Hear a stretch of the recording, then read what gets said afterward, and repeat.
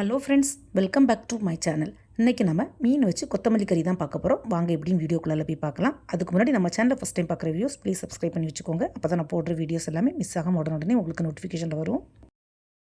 இதை மண் சட்டி பற்ற வச்ச கறின்னு கூட சொல்லுவாங்க. அதாவது மண் சட்டியில் தான் இந்த மீன் கறியை வைக்கணும். அப்போ தான் இதோட டேஸ்ட்டு நல்லாயிருக்கும். நான் இன்றைக்கி இந்த மீன் குழம்பு பண்ணுறதுக்கு வாவல் மீன் தான் எடுத்துருக்கிறேன். இதை வவ்வால் மீனும் சொல்லுவாங்க, சில ஊரில் பாறைக்குட்டின்னு சொல்லுவாங்க. குழம்பு பண்ணுறதுக்கு ஃபஸ்ட்டு இந்த மீனை நல்லா கட் பண்ணி வாஷ் பண்ணி எடுத்துக்கலாம். இந்த மண்சட்டி மீன் குழம்பு தேங்காய் சேர்த்து தான் பண்ணணும். ஸோ ஒரு மிக்ஸி ஜாரில் கொஞ்சமாக துருவின தேங்காய், அதாவது மீன் குழம்புக்கு நம்ம ஜாஸ்தியாக தேங்காய் வைப்போம், இதுக்கு கொஞ்சம் கம்மியாக, அதாவது 2 to 3 ஸ்பூன் தேங்காய் இருந்தாலே போதும். கூடவே ஒரு 7 to 8 சின்ன வெங்காயம், 2 காரத்துக்கு 2 மிளகா வத்தல், ஒரே ஒரு காஷ்மீரி மிளகா வத்தல், கொஞ்சமாக மிளகு, அப்புறம் ஒரு கொத்து கருவேப்பிலை, நல்ல ஃப்ரெஷ்ஷான கருவேப்பிலையாக பார்த்து எடுத்துக்கோங்க.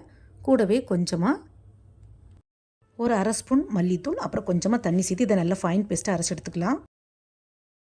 ஃப்ரெண்ட்ஸ், பெரிய வெங்காயம், தக்காளி, பூண்டு எதுவுமே சேர்க்காத இந்த மண்சட்டி மீன் குழம்பு, அதாவது கேரளா ஸ்டைல் மண்சட்டி பற்ற வச்ச கறி ரொம்பவே டேஸ்ட்டாக இருக்கும். கண்டிப்பாக நீங்களும் ட்ரை பண்ணி பாருங்கள்.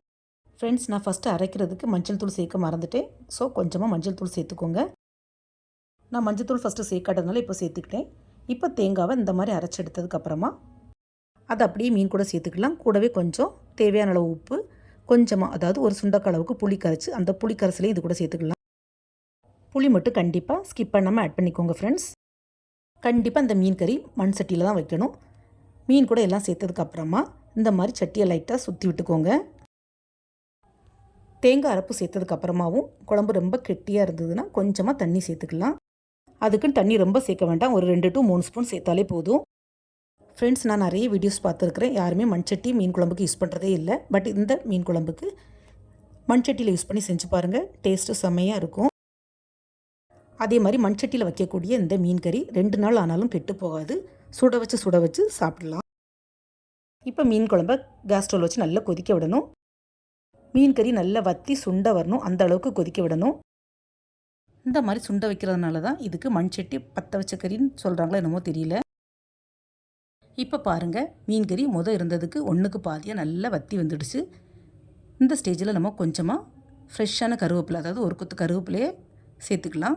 கூடவே கொஞ்சமாக தேங்காய் எண்ணெய், அதாவது பச்சை தேங்காய் எண்ணெயும் சேர்த்துக்கலாம். இது 2 சேர்த்ததுக்கப்புறமாவும் நம்ம கரண்டி போட்டு கிளற வேண்டாம். லைட்டாக சட்டியை சுற்றி விட்டுட்டு ஒரு லிட்டு போட்டு மூடி வச்சிடலாம்.